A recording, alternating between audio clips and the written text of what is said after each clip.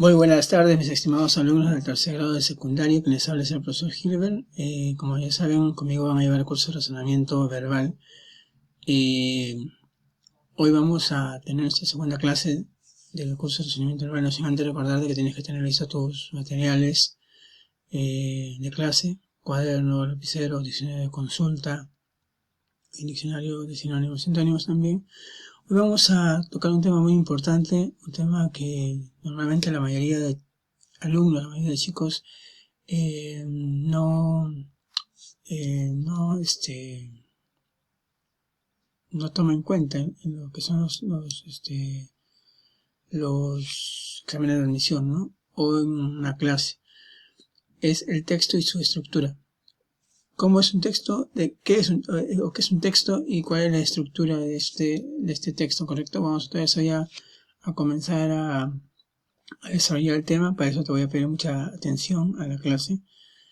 Y vamos a iniciar entonces con lo siguiente. Nos dice que el texto es un conjunto ordenado de ideas relacionadas entre sí en torno a un mismo tema. También sabemos que el texto es un conjunto de ideas que giran alrededor de un núcleo temático, ¿correcto?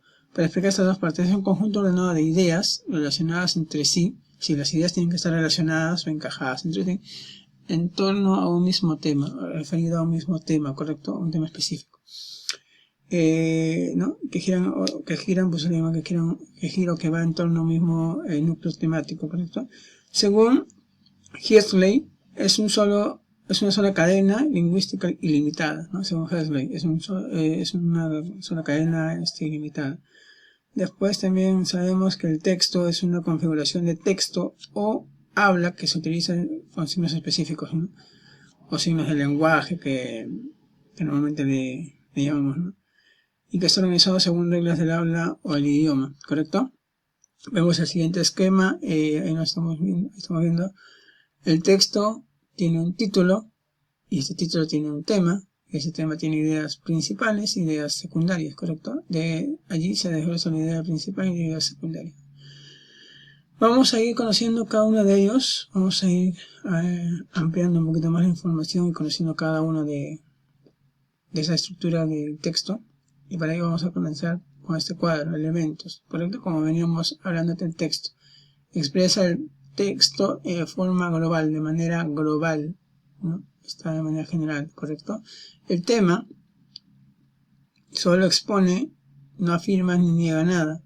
Se expresa en forma nominal y antecede generalmente de un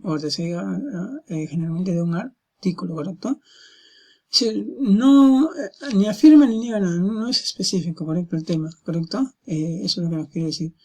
Luego tenemos el título, que presenta un asunto particular del texto, es decir, especifica el tema dándole nombre, ¿correcto?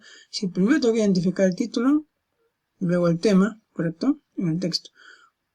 Primero teniendo el título, pues me va a presentar un asunto particular, es decir, específicamente de qué está tratando el texto.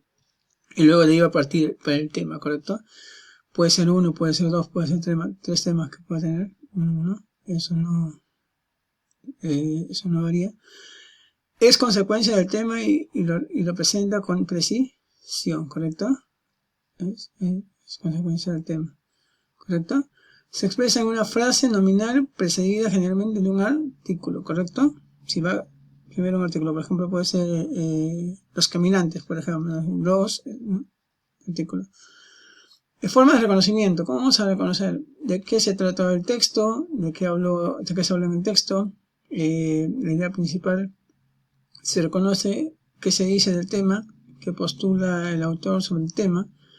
La idea secundaria también, qué ideas se desprenden del tema. Y el título, el tema más aspecto específico igual título, ¿correcto? Esa es la fórmula. Ahora, sabemos que tanto el texto tiene un tema y tiene un título, ¿correcto? Entonces también tiene ideas principales. Manifiestan lo más importante, la idea más importante del texto, ¿correcto? Afirma o niega alguna idea, ¿correcto? Sí, puede afirmar o puede negar. Se expresa en forma de oración. Esa siempre es la idea principal. La idea secundaria se desglosa de la idea principal, entonces son las ideas que giran alrededor del tema y la idea principal. Para poder identificar una idea secundaria tengo que ver que esté basado o girando alrededor del tema más la idea principal, y ahí me va a salir lo que es la idea secundaria, ¿correcto? Seguimos.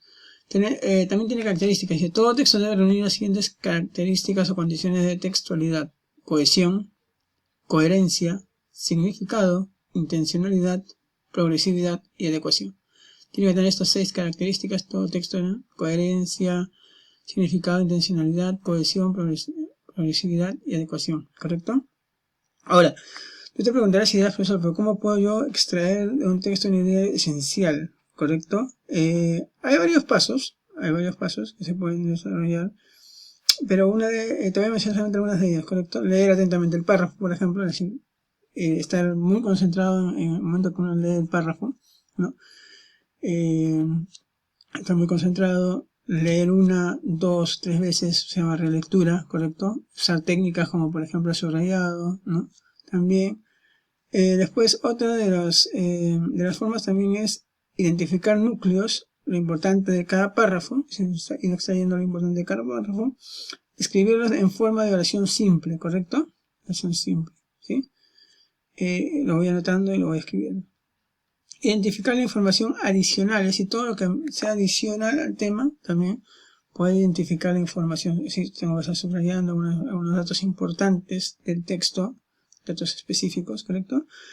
Relacionar esos núcleos a través de una oración compleja, unida por uno o varios conectivos, ¿correcto? ¿Sí? Tengo que emplear ahí conectores lógicos entonces, para poder relacionar